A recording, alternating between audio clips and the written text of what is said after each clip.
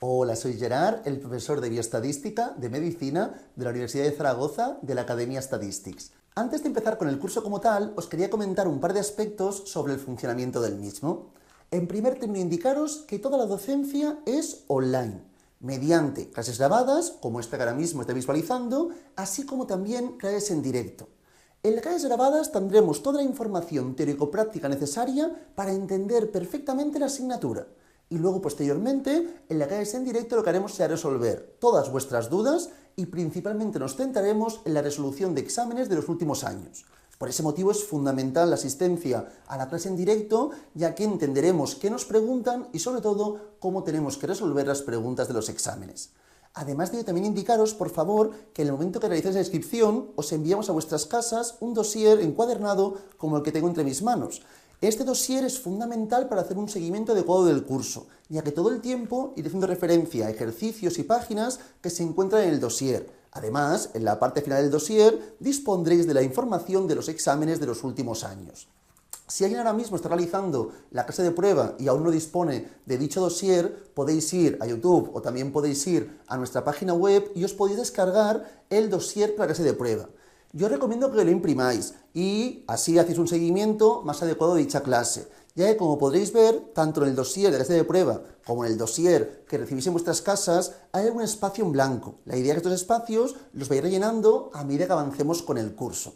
Y ya, antes de empezar con el curso como tal, indicaros también, por favor, que en el día que iniciamos el curso, creamos un grupo de WhatsApp. Este grupo de WhatsApp estará formado por todos los alumnos y por el profesor, que será en este caso yo mismo, que me encargaré por ahí también de resolver todas vuestras dudas acerca del funcionamiento del curso, acerca de cualquier aspecto que no se entienda del temario. Cualquier duda que tengáis podréis preguntármela por ahí, cualquier ejercicio que sea de clase, lo que sea.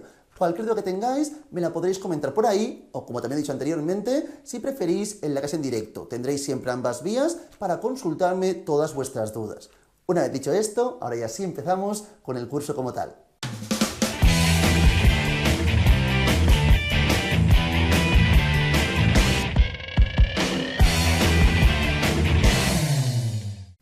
Nos adentramos ya en la información de la asignatura. Indicaros, por favor, en primer término, que empezaremos conceptualizando distintos términos que serán importantes para el devenir de la asignatura. Entonces, empezaremos comentando esta información. Todo esto lo tenemos en la página 2 y 3 del dossier. Para entenderlo mejor, lo plantearé en un esquema. E iremos indicando diferentes aspectos que veremos también a lo largo de la asignatura. Mirad, por favor, en estadística generalmente el objetivo primordial, el objetivo principal es estudiar la población.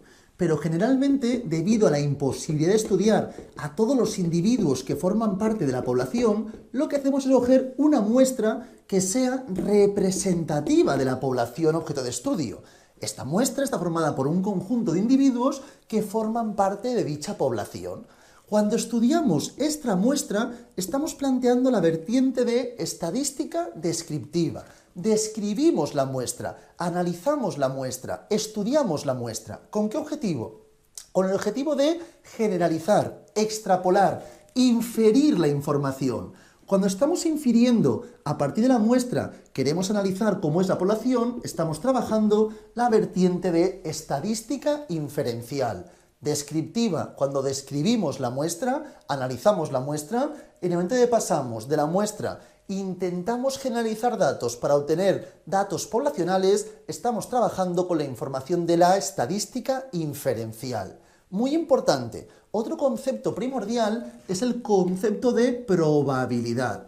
¿Por qué? Porque cuando trabajamos con la muestra, evidentemente no tendríamos que realizar ningún error si calculo la media, por ejemplo, o calculo la desviación, el indio que queramos. Pero luego, en el momento que, a partir de conocer la media de la muestra, quiero inferir la información, extrapolarla y saber cuál será el valor poblacional, la media poblacional, no podré saberlo a ciencia cierta, con total seguridad, cuál es dicho valor.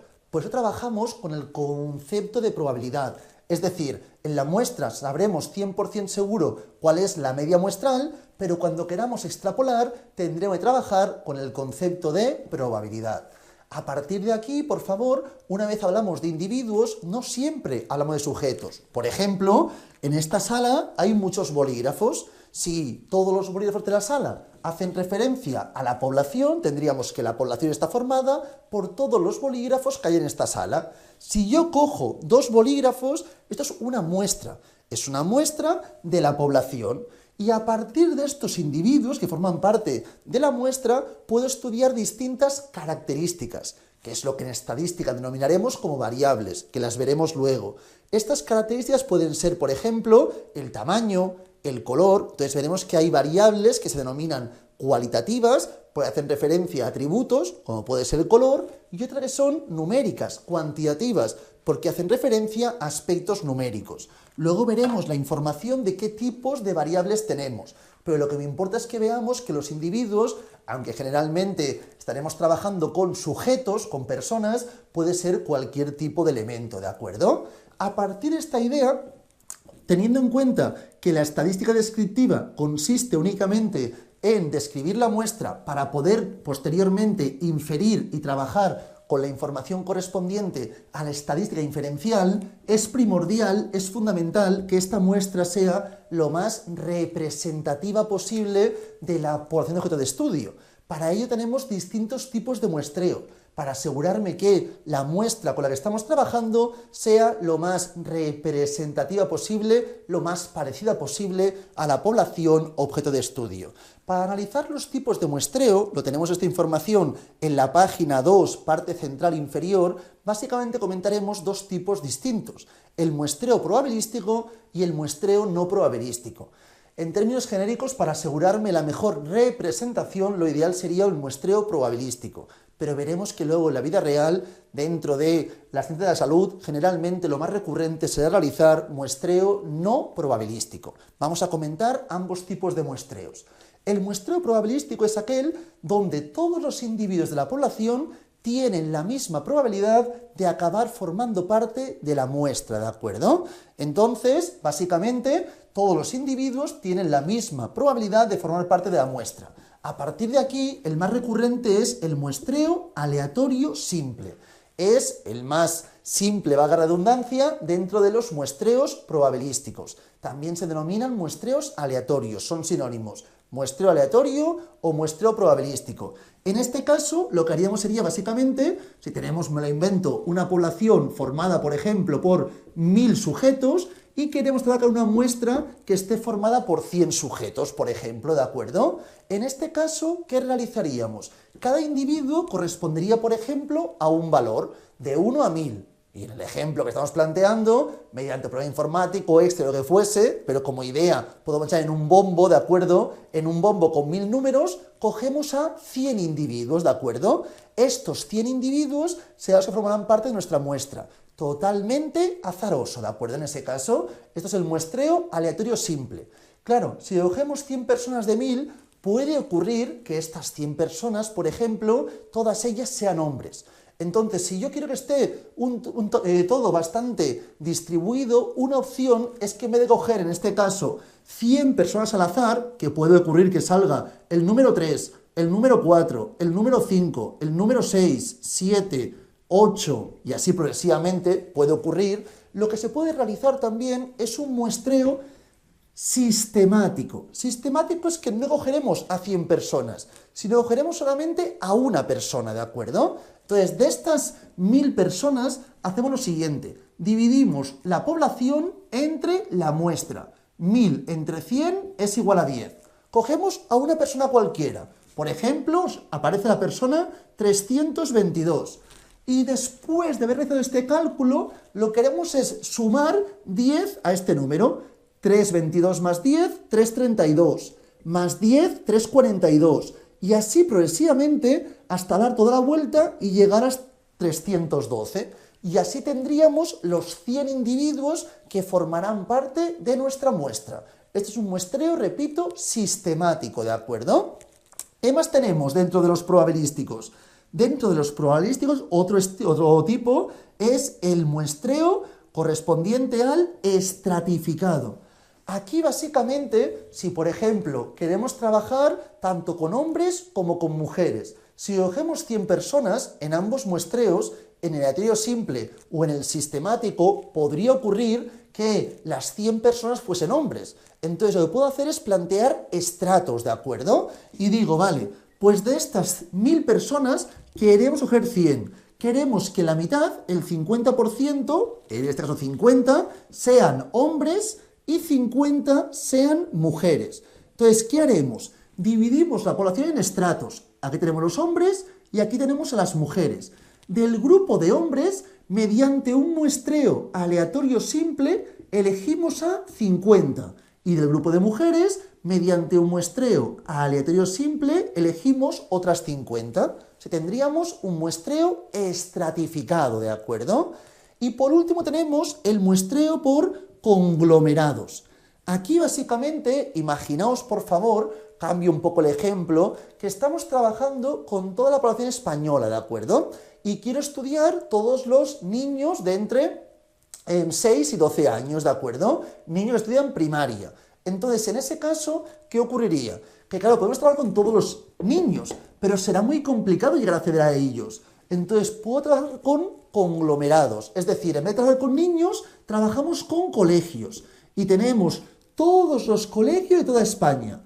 Y de forma azarosa, mediante un muestreo aleatorio simple, de todos los colegios de España elegimos 1, 2, 3, los que queramos, ¿de acuerdo? Elegimos, por ejemplo, 2. Dentro de estos colegios elegimos, por ejemplo, la clase. Si hablamos de primero de primaria, segundo, tercero, pues mediante otro muestreo aleatorio simple, cogemos, por ejemplo, una de las 6 opciones, ¿de acuerdo? Aquí me sale segundo y aquí me sale cuarto, por ejemplo. Esto es por conglomerados. No estoy eligiendo los individuos, estoy eligiendo primero los colegios y luego las clases correspondientes, ¿de acuerdo? Este es un muestreo que me ahorra tiempo y dinero y que es factible al fin y al cabo también poder realizarlo, ¿de acuerdo? Entonces, estos son los muestreos probabilísticos más recurrentes. Con ellos, evidentemente, me aseguro que todos los individuos correspondientes tienen una probabilidad de formar parte de la población. Si os fijáis, por favor, en la página 2, parte central inferior, me hablan del muestreo aleatorio simple, que es, evidentemente, el que conlleva menos dificultad. En ese caso, en el muestreo aleatorio simple, cada miembro, como hemos comentado, se elige al azar y todos tienen la misma probabilidad de formar parte de la muestra. Así me aseguraría, con todos los métodos, una muestra que fuese representativa de la población. Pero muchas veces es muy dificultoso llevar a término este tipo de muestreos. Entonces tenemos otras alternativas, que es el muestreo no probabilístico, ¿de acuerdo? En este caso habrá hasta individuos que no tendrán ni opción, prácticamente probabilidad, de formar parte de la población.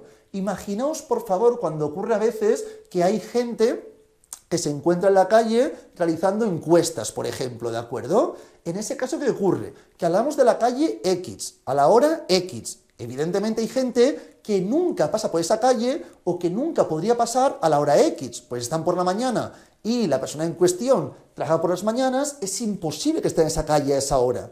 Eso parece que sea al azar, pero no es azaroso. Eso básicamente correspondería a un muestreo, en este caso, que se denomina generalmente un muestreo accidental, ¿de acuerdo? Que es cuando, de forma accidental, alguien participará en nuestra investigación.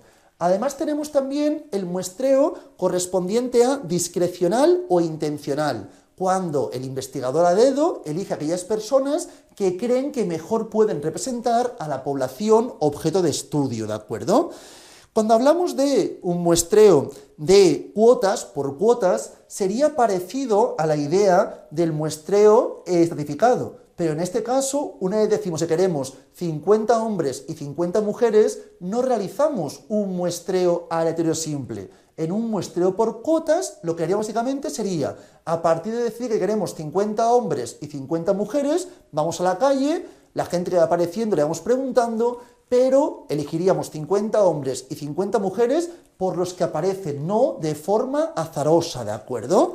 Y bola de nieve es cuando a veces es dificultoso encontrar a cierta gente para participar en la investigación y a partir de alguien que tiene otro contacto, vamos consiguiendo diferentes individuos que pueden participar de nuestra investigación. Por ejemplo, imaginamos un estudio que hacemos sobre drogas y queremos gente que se haya drogado en cierto grado, ¿de acuerdo? Pues evidentemente en ese caso, a lo mejor para mí es dificultoso encontrar gente que tenga mucha relación con las drogas y lo que haremos será, a partir de conocer a alguien que tiene relación con las drogas, que esta persona me aporte otros individuos o información correspondiente a los posibles individuos que pueden formar parte de nuestra muestra. Importante, el objetivo básicamente es que la muestra sea lo más representativa posible de la población. Tenemos diferentes tipos de muestreos, al fin y al cabo todos son plausibles, dependerá del tipo de investigación y herramientas, dinero y tiempo que dispongamos. Una vez tenemos esto, nos centramos en las variables. Lo comentaba anteriormente, son las características. Antes ponía el ejemplo correspondiente a los bolígrafos y yo puedo estudiar distintas variables. Las variables, evidentemente, tienen distintas opciones. Si, por ejemplo, hablo del color, podemos tener bolígrafos negros, azules, rojos, verdes, lo que sea, ¿de acuerdo? Entonces, básicamente, cuando hablamos de las variables, tenemos que diferenciar entre distintos tipos. Básicamente, diferenciamos las variables cualitativas, también denominadas variables categóricas, porque hacen referencia a categorías, ¿de acuerdo? Es decir, tendremos la variable en cuestión, por ejemplo, color de bolígrafo, y cada una de las opciones, cada uno de los colores, corresponderían a las categorías. Las variables cualitativas hacen referencia a atributos, es decir, aspectos que no son estrictamente numéricos. Eso no quiere decir que no se le pueda plantear una etiqueta numérica. Por ejemplo, en muchas ciudades tenemos números de buses, ¿de acuerdo? Y tenemos el bus 32, el bus 51, el bus 7. Este número no me indica que este bus sea mejor que este, sino son diferentes rutas, ¿de acuerdo? Hablamos de diferentes rutas, pero un bus no tiene por qué ser mejor que otro por tener un número mayor. Es más, en vez de poner 32, 51 y 7, podría poner A, B y C, porque son meramente etiquetas de información. Entonces, trabajaremos con variables que hacen referencia a atributos. A partir de aquí, vamos a diferenciar si hablamos de variables categóricas o cualitativas nominales u ordinales, ¿de acuerdo? Nominales es cuando las categorías no tienen una jerarquía preestablecida. Por ejemplo, color de pelo. Tenemos gente morena, gente castaña y otros, ¿de acuerdo? Pongo por ejemplo en este caso, ¿es mejor ser moreno que ser castaño? Evidentemente no, aquí no habría una jerarquía preestablecida. Entonces, en este caso, hablaríamos de una variable cualinominal, porque las categorías no están jerarquizadas. Luego lo comentaremos cuando hable de las escalas, pero en las variables o en la escala nominal veremos que una parte fundamental es que las categorías deben ser exhaustivas y exclusivas. ¿Qué quiero decir con ello? Mirad, si hablamos de color de pelo y tenemos gente morena, castaña y rubia, por ejemplo, ¿de acuerdo? Cuando hablamos de exhaustividad, quiere decir que ningún individuo puede no encontrarse en alguna de las variables, de las categorías. Cualquier individuo se debe encontrar al menos en una de las categorías. Eso es la exhaustividad. Por ejemplo, si este individuo es pelirrojo, ¿dónde lo colocamos? Entonces tiene que haber seguro en este caso una categoría adicional que sea otros, ¿de acuerdo? Porque, repito, no puede haber ningún individuo que no esté asociado por lo menos a una categoría. Y luego tenemos, además de la exhaustividad, la exclusividad. Cada individuo solo puede estar en una categoría. Si aquí planteo morenos, castaños y rubios, rubios y otros. Si esta persona es rubia, podría estar aquí y aquí. Eso conllevaría no estar siguiendo el principio de exclusividad, que se debe seguir siempre. Por lo tanto, evidentemente esto tendría sentido. El rubio solo podría estar en una categoría, ¿de acuerdo? Estos dos conceptos son básicos y son propios de las escalas nominales y todas las siguientes. Luego lo veremos que cuando hablamos de escala nominal, ordinal, intervalo y razón, siempre es está ordenado. La escala ordinal mantiene la misma información que la nominal y añadimos más conceptos. En la de intervalo añadimos a lo anterior más aspectos y en la de razón añadimos a lo anterior más aspectos que luego comentaremos. Pero de momento quiero que diferenciemos bien nominal y ordinal. Repito, nominal básicamente cuando las categorías no están jerarquizadas.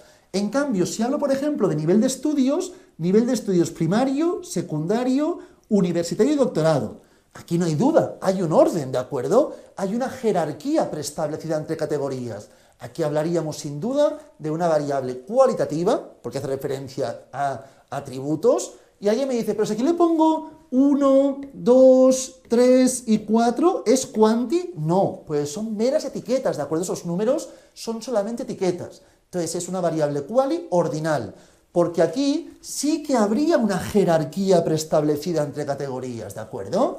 Variables qualis ordinales. Por ejemplo, en el caso anterior que hablábamos de los bolígrafos, el color del bolígrafo, ¿qué sería? Una variable quali nominal. ¿Por qué? Porque no es mejor tener un color negro que azul, que verde o que rojo, por ejemplo. No, al final dependerá de las preferencias de cada uno. Una vez tenemos esto, tenemos las variables cuantitativas, también denominadas como variables numéricas. Las cuantitativas, en estas sí, que el número sí que tiene un sentido estricto, ¿de acuerdo? No es una mera etiqueta. Por ejemplo, si hablo de la información de las notas obtenidas en el examen, ¿de acuerdo? Ahí tiene un sentido estricto. Y dentro de las quantis, también denominadas variables numéricas, diferenciamos las discretas de las continuas, ¿de acuerdo? Cuando hablamos básicamente de las variables discretas, hablamos de variables donde entre dos valores consecutivos no puede haber ningún valor. Por ejemplo, si os hablo del número de hijos, entre 0 hijos y un hijo no puede haber ningún valor, entre 1 y 2 tampoco, y así progresivamente. En cambio, en las continuas, entre dos valores consecutivos puede haber infinitos valores. Si os hablo, por ejemplo, de medir, en este caso, 175 centímetros o 176. Hay infinitos valores. Según la sensibilidad de la herramienta de medida, podré ser cada vez más y más y más preciso. Eso es lo propio de las variables cuantitativas continuas, ¿de acuerdo?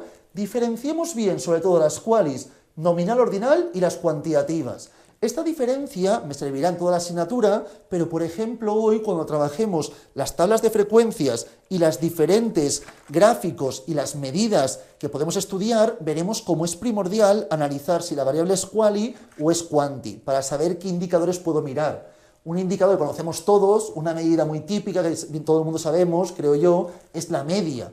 Entonces yo puedo buscar la media, por ejemplo, de las notas. He sacado un 5, un 7 y un 9. Puedo hacer la media. Pero si hablamos, por ejemplo, de una variable quali nominal, como puede ser el color del bolígrafo, y tengo uno azul, uno rojo y uno negro. Azul más rojo más negro entre 3, evidentemente no se puede calcular. Entonces habrá muchos indicadores, la mayoría de ellos, que son propios de variables cuantitativas, no de variables cualitativas, ¿de acuerdo? Ya que estamos, también os comento que cuando hablamos de variables qualis, podemos diferenciar variables qualis nominales dicotómicas y politómicas. Dicotómicas cuando tenemos solamente dos opciones. Por ejemplo, si hablamos del sexo de forma binaria, hombre y mujer, sería dos opciones, ¿de acuerdo? Solamente. En cambio, si hablábamos de color de pelo, morenos, rubios, castaños, etc., ahí hablábamos de una variable cualinominal politómica, ¿de acuerdo? Teníamos más de dos opciones, más de dos categorías. Una vez visto esto, también comentaremos las escalas. Os lo comentaba, tenemos escala nominal, ordinal, de intervalo y de razón, ¿de acuerdo?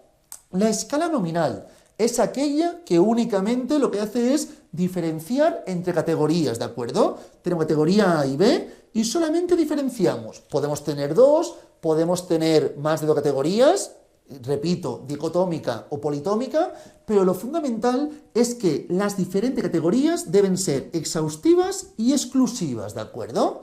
En el caso de la escala ordinal, se mantiene la información anterior, tenemos que saber diferenciar entre categorías, pero es que además le añadimos el efecto orden, ¿de acuerdo? Aquí en este caso, si tenemos A, B y C, sabremos cuál es el orden correspondiente. Hay una jerarquía, como decía anteriormente, preestablecida, ¿de acuerdo? Este es el efecto adicional que le añadimos a las variables nominales cuando trabajamos con escala ordinal. Luego está escala de intervalo. Escala de intervalo es muy recurrente, es muy típica dentro de variables quantis. Estas dos son para variables cuantitativas, ¿de acuerdo? Tenemos escala de intervalo y escala de razón. En la escala de intervalo, los números como tal tienen un sentido estricto, ¿de acuerdo? Aquí los números tienen un sentido estricto. Pero la diferencia entre ambas básicamente es que en la escala de intervalo el cero es un cero relativo. Cero relativo. Es decir, el cero es un cero arbitrario. El cero depende del investigador. En cambio, en la escala de razón, el cero es un cero absoluto. Es decir, el cero es indicativo de la ausencia de la característica. Por ejemplo, si hablamos de escala de intervalo, el cero relativo, ¿qué me indica? ¿Qué significa, por favor? Que el cero es determinado únicamente por el investigador y no indica en ningún momento la ausencia de la característica. Por ejemplo, un ejemplo muy recurrente es el ejemplo de la temperatura. Tenemos escala Celsius, escala Fahrenheit, donde el cero es diferente según el investigador y el cero en ningún caso indica la ausencia de la característica. En cambio, si hablamos de la altura o el peso, por ejemplo, son escalas de razón, porque en esos casos el cero sí que es indicativo de la ausencia de característica. Si alguien mide cero, exactamente cero, es evidentemente que esa variable es nula completamente, ¿de acuerdo? Entonces, esto es un cero absoluto. Repito, el cero indicaría la ausencia de la característica. Para que lo veamos mejor, por favor, os planteo un ejemplo. Por ejemplo, os hablo de la edad. Si os hablo de la edad, ¿qué diríamos? Es una variable, evidentemente es cuantitativa. Alguien puede decirme, pero si yo la variable edad la pongo en tres grupos, por ejemplo, jóvenes de menos de 20 años, adultos de 20 a 70 y ancianos por encima de 70, en ese caso, por favor, ¿conlleva indicar que es una variable quali? No, si me hablan en general de la edad, es quanti. Si me dijesen la edad recategorizada, como estaba comentando, entonces sí que sería una variable quali ordinal, ¿de acuerdo? Tendríamos tres grupos, estaría ordenado, entonces hablaríamos de quali ordinal. Cualquier variable cuantitativa se puede recategorizar en distintos grupos y se convertiría en una variable cualitativa, ¿de acuerdo? Pero si hablo en genérico de la edad, yo no sé aquí que hablamos de grupos, me dicen la edad, entonces trabajamos con una variable en principio cuantitativa, ¿de acuerdo? Si fuese en grupos tendrían que indicarme los distintos grupos en los que se ha recodificado la variable en cuestión. Dentro de las variables cuantitativas, que es la edad, puedo hablar de discreta o continua. Claro, muchas veces pensamos la edad como años, pero realmente se puede medir en meses, en días, en segundos, milisegundos y así progresivamente. Por lo tanto, es una variable, al fin y al cabo, cuantitativa continua, ¿de acuerdo? Porque entre dos valores consecutivos puede haber infinitos valores. Dependerá, al fin y al cabo, de la sensibilidad de la herramienta de medida para ser más o menos preciso, ¿de acuerdo? Y respecto a la escala, claro, en este caso, 0 es evidentemente un cero absoluto. El 0 indica la ausencia de la característica. Por lo tanto, hablamos de una escala de razón. A partir de aquí, tenemos que saber diferenciar bien todos los diferentes tipos de variables. Si alguien tiene alguna duda sobre cualquier variable, lo que sea, podéis preguntármelo por el grupo de WhatsApp, ¿de acuerdo? Sin problema. Una vez dicho esto, nos adentramos ya en una vertiente más pragmática, más práctica, ¿de acuerdo? Claro, ¿qué ocurre?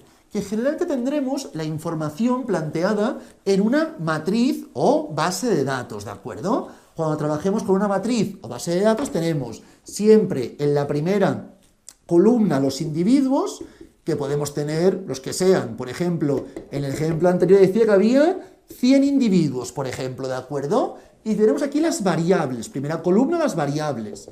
Variable 1, que puede ser el género, por ejemplo, 2, la edad, 3, el peso, y así progresivamente.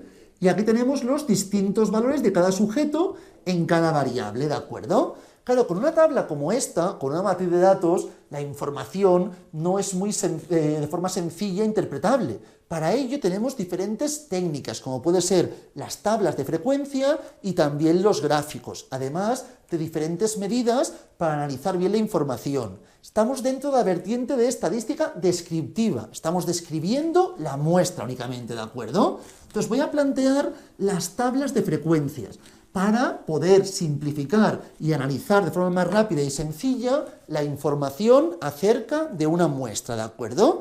Para ello, por favor, planteamos un ejemplo de una variable cualitativa. Voy a empezar planteando una quali nominal, ¿de acuerdo? Variable quali nominal. Por ejemplo, antes hablaba del color de pelo, pues planteamos color de pelo.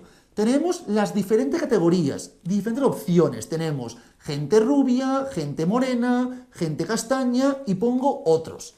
Este orden lo podéis cambiar como queráis. Evidentemente, no hay una jerarquía preestablecida. Alguien puede poner aquí castaños, aquí los rubios, como queráis, ¿de acuerdo? A partir de aquí tenemos las frecuencias absolutas. Frecuencia absoluta corresponde básicamente al número de individuos que tenemos en cada categoría. Me lo invento la misma. Aquí tenemos, por ejemplo, 3, aquí 10, 6 y 1. Total, 20, ¿de acuerdo? En este caso, la muestra está formada por 20 individuos. Tenemos 3 rubios, 10 morenos, 6 castaños y uno que es otro tipo de color, ¿de acuerdo? Luego tenemos también, podemos plantear la frecuencia absoluta acumulada, ¿de acuerdo? Que es la n mayúscula. Consiste en ir acumulando la información. Importante, yo ahora estoy planteando algunas columnas, que luego comentaremos, para ejemplos de variables nominales no tendrían sentido. Luego lo comentaremos. Tenemos 3, más 10, 13, más 6, 19, más 1, 20. Siempre la última categoría de la frecuencia absoluta acumulada tiene que ser igual al tamaño de la muestra. Es más, el sumatorio de todas las frecuencias absolutas debe ser igual a n. Esto más esto más esto más esto siempre debe ser igual a n. A partir de aquí, ¿qué más tenemos? Las frecuencias relativas, ¿de acuerdo? Cuando trabajamos con la frecuencia relativa, corresponde básicamente a la frecuencia absoluta entre n. Es una proporción. Aquí plantearíamos 3 entre 20, 0,15, 10 entre 20, 0,5, 6 entre 20, 0,3 y 1 entre 20, 0,05. Siempre el sumatorio de todas las frecuencias relativas debe ser 1. Si esto no suma 1, es que algo hemos hecho mal. 0,15 y 0,5, 0,65, 0,95 y 1. Perfectísimo. E igual que antes planteábamos las frecuencias absolutas acumuladas, también puedo plantear la frecuencia relativa acumulada. Sería 0,15 más 0,5, 0,65 más 0,3, 0,95 más 0,05, que sería igual a 1, ¿de acuerdo? Así planteamos la tabla de frecuencias más genérica. Pero muy importante, si trabajamos con una variable quali nominal, hay dos columnas aquí que no tienen ningún sentido. ¿Por qué? Porque he dicho que podía plantear rubio, moreno, castaño, o también castaño, rubio, otros, moreno. El orden no estaba preestablecido. Por lo tanto, las acumuladas no tienen ningún sentido. No tiene sentido que os pregunte cuánta gente tiene como máximo el pelo moreno. ¿Qué significa máximo moreno? ¿Qué hay por debajo? ¿Qué hay por encima? Ni idea. Entonces, aquí las acumuladas son una incongruencia. Cuando hablemos de variables qualis nominales, podremos plantear la tabla de frecuencias, pero sin incluir las acumuladas, ni las frecuencias absolutas, ni las relativas. Ninguna de las dos columnas tiene ningún sentido si estamos trabajando con variables qualis nominales, ¿de acuerdo? Además de ello, por favor, respecto a los gráficos, miraremos que son muy parecidos si es una variable ordinal o variable nominal. Por eso voy a comentar ahora mismo cómo sería el ejemplo con una variable ordinal, ¿de acuerdo? Si hablamos de variable quali ordinal, podríamos plantear la tabla de frecuencias. Por ejemplo, con los mismos datos de aquí, en vez de trabajar color de pelo, imaginaos que trabajásemos, por ejemplo, nivel de estudios. Nivel de estudios primario, nivel de estudio secundario, universitario y doctorado. Aquí sí que tiene sentido estudiar las acumuladas, aquí sí. ¿Por qué? Yo os puedo preguntar, por ejemplo, ¿cuánta gente, no proporción, cuánta gente tiene estudios secundarios? Que tengan secundarios son 10, ¿verdad? 10 tienen estudios secundarios. Pero si os pregunto, ¿cuánta gente tiene estudios secundarios o inferiores? Secundarios o inferiores es el acumulado, son 13. Porque aquí influye tanto primarios como secundarios, ¿verdad? Por lo tanto, diríamos que 13 tienen como máximo estudios secundarios o inferiores. Si me preguntan, ¿cuántos tienen más que estudios primarios? Más que primarios son estos y estos, tienen 17. 17 tienen estudios superiores a primarios, ¿de acuerdo? Pero me pueden preguntar también por proporciones. ¿Cuál es la proporción de gente con estudios universitarios? Proporción de gente con estudios universitarios son 0,3. Pero si me preguntasen, proporción de gente que tiene estudios universitarios o inferiores, proporción de gente con estudios unis o inferiores son el 95%, 0,95. También tened en cuenta, por favor, que nos lo pueden preguntar en porcentaje. Si las proporciones se multiplican por 100, tenemos el porcentaje correspondiente. Me pueden preguntar muchas preguntas. También pueden decirme, por ejemplo, ¿cuál es el porcentaje de individuos que tienen por lo menos estudios universitarios? Por lo menos estudios uni serían estos y estos serían el 35%. 35% tienen por lo menos estudios universitarios, ¿de acuerdo? Así es como plantearíamos la información correspondiente. Entonces tenemos la idea correspondiente a una variable cualinominal, que sería lo mismo pero sin incluir las acumuladas, y una cualiordinal, que corresponde a incluyendo las dos columnas de las acumuladas, la frecuencia absoluta acumulada y la frecuencia relativa acumulada. Respecto a los gráficos, por favor, tanto en las variables qualis nominales como en las variables qualis ordinales, podremos plantear la información de los que tenemos en la parte inferior de la página 4, ¿de acuerdo? Que es básicamente el diagrama de barras, el de sectores y también explicaremos el pictograma. Entonces tenemos gráficos, diagrama de barras, diagrama de sectores y el pictograma. Planteamos barras, sectores y pictograma. Muy importante, por favor, el de barras consiste básicamente en plantear la información. Si aquí hablamos de primario, secundario, uni y doctorado, plantearíamos así de simple la información correspondiente, ¿de acuerdo? Las barras indican la frecuencia de cada uno de los diferentes grupos. También se podría plantear de sectores, ¿de acuerdo? Sería así, primario, secundario, uni y doctorado. He puesto, se puede plantear ambos, barras y sectores, pero es cierto que si la variable es una variable quali ordinal, generalmente es más recomendable trabajar con la de barras que con la de sectores. ¿Se puede plantear sectores? Por poder sí, pero como más recomendable sería la información correspondiente a la de sectores, ¿de acuerdo? Perdón, a la de barras si hablamos de ordinal. Si es nominal es indiferente, pero ordinal tendría más sentido la de barras. Y luego tenemos el pictograma, que básicamente es parecida a la información correspondiente a la de barras, pero en este caso se asocia a cada categoría un pequeño dibujo, ¿de acuerdo?, que esté relacionado con esta. Entonces tenemos esta información, aquí podríamos plantear, por ejemplo, unos libros, un libro de tal tamaño, aquí otro libro de tamaño mayor, por ejemplo, y así progresivamente, ¿de acuerdo? Sería la misma idea que con barras, pero más que con la barra en cuestión, con algún tipo de representación de un dibujo, ¿de acuerdo? De alguna forma, para representar cada categoría correspondiente. Así es como plantearíamos la información del pictograma. Esta es la idea de los gráficos y las tablas. Claro, con esto ya puedo ver mucha información que estoy trabajando, ¿de acuerdo? Tengo el gráfico, tengo la información correspondiente a la tabla de frecuencias y puedo analizar cómo está distribuida dicha variable.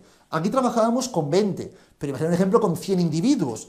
Tendríamos todo mucho más laborioso si no dispusiésemos del gráfico y la tabla de frecuencias, ¿de acuerdo? Antes de adentrarme en la información correspondiente a otros indicadores, también quería indicaros, por favor, qué medidas se pueden estudiar cuando estamos trabajando con variables cualitativas, ¿de acuerdo? Veremos que hay infinidad de medidas en la página 6 del dossier, página 7, página 8, 9 y 10, tenemos muchos indicadores que iremos analizando posteriormente. Pero quiero que veáis que la mayoría de ellos son propios de las variables cuantitativas. Cuando trabajemos con variables cualitativas, prácticamente no podremos mirar ningún indicador de los que vemos en la página 6 hacia adelante, ¿de acuerdo?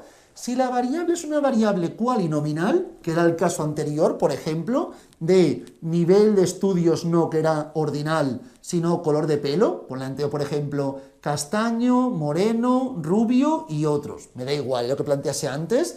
Entonces, en un caso como este, solamente puedo analizar la moda, nada más. El único indicador que podría mirar, única medida que podría mirar sería la moda. La moda básicamente es la categoría que tiene una mayor frecuencia absoluta, ¿de acuerdo?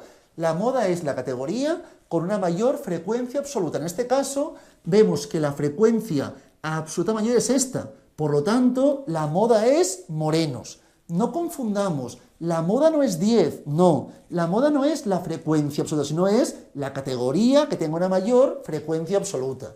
No podría mirar nada más, la moda y ya está, es lo que podéis analizar si tenemos una variable cualitativa que es nominal. Si hablásemos de una variable ordinal, no podría analizar mucho más, pero mirad, os voy a comentar solamente qué indicadores adicionales podríamos estudiar y luego los comentaremos con más tranquilidad cuando estudiemos variables cuantitativas. Aquí en este caso tendríamos, por ejemplo, la información de el nivel de estudios, primario, secundario, uni y doctorado, ¿de acuerdo? Podríamos mirar también la moda, que la moda básicamente correspondería en este caso a secundarios. Estudios secundarios es la moda, ya que es la categoría con una frecuencia absoluta mayor. Pero es que además de también podría estudiar, por ejemplo, la mediana. La mediana corresponderá al valor que deja por debajo el 50% y por encima el 50% de los casos. Entonces luego explicaremos cómo se calcula, pero la mediana también se podría plantear en este caso, ¿de acuerdo? Y también se podría plantear algún indicador de posición. De posición, por favor, las medidas las tenemos en la página 8. Tenemos los cuartiles, tenemos los percentiles y tenemos los deciles, ¿de acuerdo? Los comentaremos también más adelante, pero tengamos la idea que con una variable ordinal se podrían comentar algunos de los indicadores de posición, deciles, percentiles o cuartiles. No es muy recurrente, pero se podría llegar a plantear. Lo más normal sería básicamente la información de la mediana, ¿de acuerdo? Es lo más recurrente, aunque se podría llegar a plantear también más información. Como veis, no diferencian mucho variables cuales y tenemos pocos indicadores que estudiar. En cambio, si hablásemos de una variable cuantitativa, ahí tendríamos muchas más alternativas, ¿de acuerdo? Que eso no vamos a comentar. Comentaremos en el supuesto que trabajemos con variables cuantitativas. Importante, en primer término, cuando hablamos de variables cuantis, diferenciaremos, podemos plantear tabla de frecuencias que será distinta según si tenemos una variable discreta con pocos valores o si tuviésemos una variable discreta con muchos valores o una variable continua. Si la variable es discreta con pocos valores, plantearemos una tabla de frecuencias sin agrupar, ¿de acuerdo? Sin intervalos. Si tuviésemos variable discreta con muchos valores o una variable continua, podríamos plantear tabla de frecuencia donde estuviesen datos agrupados, ¿de acuerdo? Generalmente se plantean que en variables discretas se plantearía sin agrupar en general y en continuas con agrupar. Pero si hubiese una discreta con muchos valores, también se podría agrupar en intervalos de información. Se podría hacer sin problema, ¿de acuerdo? Entonces, mirad, vamos a plantear primero un ejemplo como este de aquí. cuando trabajamos con una variable discreta, que generalmente no tendrán muchos valores. Por ejemplo, número de hijos, ¿de acuerdo? 0 hijos, 1 hijo, 2 y 3. En este caso, más de categorías, esta información se denomina como valores. Tenemos 4 posibles valores. Alguien me dirá, ¿y no puede tener nadie más de 3 hijos? En este caso, en nuestra muestra, no hay nadie que tenga más de 3 hijos. Solo una tiene 3 hijos, 6 tienen 2, 10 tiene 1 y 3 tienen 0 hijos, ¿de acuerdo? A partir de aquí, ¿qué podríamos analizar? Por favor, vamos a mirar las diferentes medidas. Luego comentaremos los gráficos, ¿de acuerdo? Pero ahora voy a comentar las diferentes medidas o indicadores que podemos trabajar. Respecto a medidas o indicadores, básicamente nos podemos plantear medidas de tendencia central. Y miraremos 3. Puedo estudiar la moda, puedo estudiar la mediana y puedo estudiar la media. Moda, mediana y media. La moda, ya lo sabemos, es la categoría, en este caso el valor, que tenga una frecuencia absoluta mayor. Aquí, si os fijáis, la frecuencia absoluta mayor es 10, por lo tanto, la moda sería 1. En este caso decimos que la moda es igual a 1, ¿de acuerdo? ¿Cómo buscamos la mediana? La mediana, básicamente, lo he comentado ya, es el punto central de la distribución, el que deja 50% de los casos por debajo y 50% de los casos por encima. Para que lo veáis, por favor, la moda la tenemos en la parte inferior de la página 7, ¿de acuerdo? La moda la tenéis, repito, en la parte inferior, página 7. Ahora voy a comentar la mediana, la tengo en la parte superior de la página 7, ¿de acuerdo? Parte superior, página 7. Entonces, cuando trabajamos con la mediana, generalmente lo que hacemos es ordenar todos los casos. Ahora voy a plantear si no tuviésemos esto tabulado, si tuviésemos los datos sin tabular. Plantearíamos, tenemos 3 ceros, luego tenemos en este caso 10 unos, ¿de acuerdo? Bueno, para no hacer, si vamos a hacer este ejemplo un segundo y ya está. Planteamos 10 unos, luego tenemos 6 doses y por último tenemos un 3, ¿de acuerdo? Entonces, en este caso, por favor, como estamos trabajando con un número par de tamaño de la muestra, si os fijáis el tamaño es 20, es un número par, ¿verdad? En este caso el tamaño de la muestra, como es par, ¿qué hacemos? Para buscar la mediana buscamos la posición del valor n entre 2, ¿de acuerdo? Esta posición me dará luego el valor correspondiente que obtendremos y buscamos la posición de n entre 2 más 1. Y esto me dará otro valor. Y haremos la media de ambos valores. Miraremos la media de ambos valores, ¿de acuerdo? En este caso, n20. 20 entre 2 es igual a 10. Entonces tenemos 1, 2, 3, 4, 5, 6, 7, 8, 9, 10. Este de aquí corresponde, posición 10, es el número 1. Y n más 2, 10, n entre 2, 20 entre 2, 10, más 1, 11, sería este de aquí, que la posición 11 corresponde al número 1. Hacemos la media de ambos, tendríamos que la mediana, en este caso, sería 1. Así de simple, no tiene más dificultad. Para que lo veamos, por favor, tenemos el ejemplo de la edad, 20 años, 23 años, 25 años, 26 años, ¿de acuerdo? Tenemos otro ejemplo par, ¿verdad? ¿Qué hacemos? Buscamos la posición de n entre 2. 4 entre 2 es igual a 2. Entonces, sería el 23. Y luego buscamos la posición de n entre 2, que es 4 entre 2, 2, más 1, 3, ¿verdad? El 3 corresponde al 25. Y hacemos la media de ambos. La media de estos dos será 24, ¿verdad? En nuestro caso coincidían valores, pues será muy sencillo, pero si no coinciden, hacemos la media y ya está. No tiene más dificultad. En el supuesto que fuese impar, si tuviésemos en este caso un tamaño impar, buscamos la posición de n más 1 entre 2. En este caso, por ejemplo, tenemos 23, 20, 25, 26 y añado, por ejemplo, 30, ¿de acuerdo? Para buscar la mediana en este caso, no haríamos como antes, sino que hacemos n más 1 entre 2. Tenemos 1, 2, 3, 4, 5, número impar, más 1, 6, entre 2, 3. 1, 2, 3, este de aquí es la mediana. que deja por debajo el 50% y por encima el otro 50%, ¿de acuerdo? Por lo tanto, en este caso, planteos la información. Si tenemos todo tabulado, también se puede hacer más sencillo, ¿de acuerdo? Puedo buscar en el lugar donde la frecuencia relativa acumulada traspasa el 50%. Aquí traspasamos el 50%. Por lo tanto, la mediana es 1, ¿de acuerdo? Donde se traspasa el 50%, dentro de ese valor corresponderá básicamente a la mediana. Así trabajaríamos la información. Conceptualmente, esta es la idea que me interesa. Y luego tenemos la media.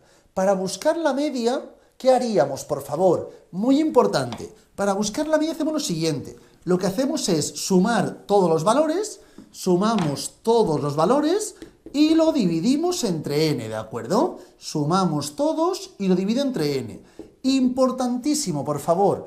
Muchas veces, cuando está todo tabulado, más que sumar 0, más 0, más 0, más 1, sumar todo esto y todo entre 20, para ir un poco más rápido se puede plantear la multiplicación de cada valor por su tamaño. Es decir, 0 por 3, que sería 0, más 1 por 10, que sería 10, más 2 por 6, que es 12, más 1 por 3, que es 3. Todo ello entre la n, que es 20. 25 entre 20 me daría que la media sería 1,25, ¿de acuerdo? Repito, si lo tengo tabulado, así es más rápido, si nos sumaríamos todos y divido entre 20 sin ningún problema, ¿de acuerdo? ¿Qué ocurre? Que la media es muy sensible. Ante la presencia de valores extremos, rápidamente se ve afectada.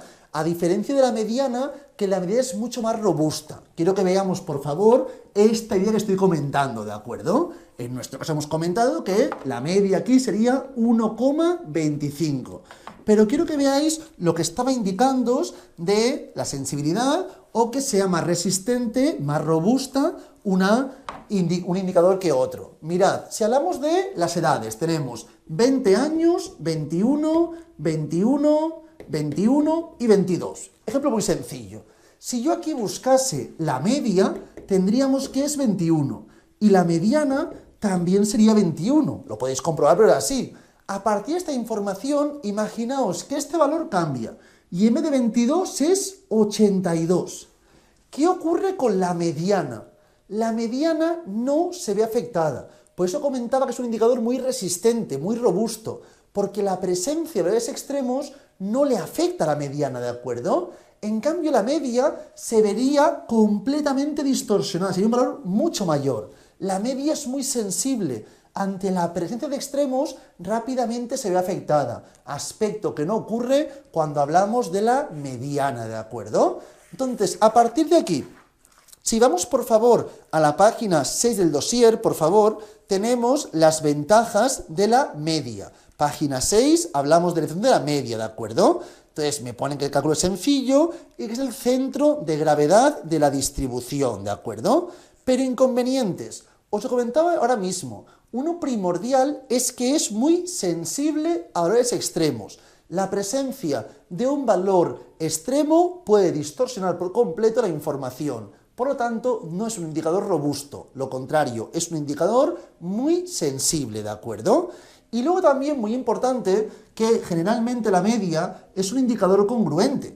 Pero si tuviésemos, por ejemplo, un grupo de gente con las siguientes edades, por ejemplo, tenemos una persona de 2 años, otra de 3, otra de 80 y otra de 82. Claro, ¿qué ocurriría? Que la media sería casi 40, ¿verdad? En este caso, si la calculásemos, entonces esa media no representa bien nada. Entonces, cuando hay mucha dispersión en mis datos, la media no representará bien el centro, ¿de acuerdo? Entonces, no será la idea genial, no será el mejor indicador trabajar con la media cuando haya mucha dispersión. Puede que no sea un indicador representativo, ¿de acuerdo? ¿Qué más tenemos luego? En las propiedades, por favor, que las tenemos en la página 6, parte inferior central, tenéis 3 puntos negrizos. El primer punto me dice que es la propiedad del centro de gravedad, que todas las distancias respecto a la media, al fin y al cabo, las sumas de estas desviaciones son 0, ¿de acuerdo? Segundo término, importante, Hay veces que queremos ponderar la información. Por ejemplo, si tenemos dos medias, tengo, por ejemplo, la media de los hombres y la media de las mujeres. Hablamos, por ejemplo, de la altura. En los hombres es 180 y en las mujeres es 160, ¿de acuerdo? Entonces, ¿la media en este caso será 170? No, deberemos ponderarlo según el número de hombres y mujeres. Si tenemos, por ejemplo, que el número de hombres es 20 y el número de mujeres es 10, para buscar la media general, ¿qué haríamos? Plantearíamos 180 multiplicado por 20 más 160 multiplicado por 10 entre 30. Es decir, la media de los hombres por su tamaño más media de mujeres por su tamaño entre el total de la muestra, hombres y mujeres conjuntamente, ¿de acuerdo? Esto se denomina una media ponderada, muy típico en la uni también, cuando tenemos exámenes que valen un 10%, otro vale un 80% y otro vale otro 10%, pues tenemos que ponderarlo según el tamaño o la importancia de cada uno de los exámenes. Y luego también muy importante, por favor, que es los cambios de origen y escala, cómo afectan a la media. Es decir, si yo tengo la información correspondiente a una media y me dicen, si todo el mundo tuviese 2 niños más, ¿cómo cambiaría la media? O si todas las personas multiplicasen su número de niños por 1,3, ¿cómo cambiaría la media? Entonces se pueden dar a veces preguntas acerca de cómo cambiará la media si hubiese un cambio de origen o un cambio de escala. Cuando hablo de cambio de origen es cuando le sumo o le resto un valor, y cambio de escala cuando le multiplico o divido un valor, ¿de acuerdo? Entonces, en este caso, muy importante, si yo, por ejemplo, tengo que la media de años, por poner un ejemplo muy sencillo, es de 20 años, ¿de acuerdo? Medias de 20 años. Si yo busco una nueva variable, que es la variable actual, le sumamos 10, por ejemplo, claro, ¿qué ocurrirá? Si a todo el mundo le sumo 10 años, dentro de 10 años exactamente, ¿cuál será la media? Pues será evidentemente la media anterior más el valor que estoy sumando.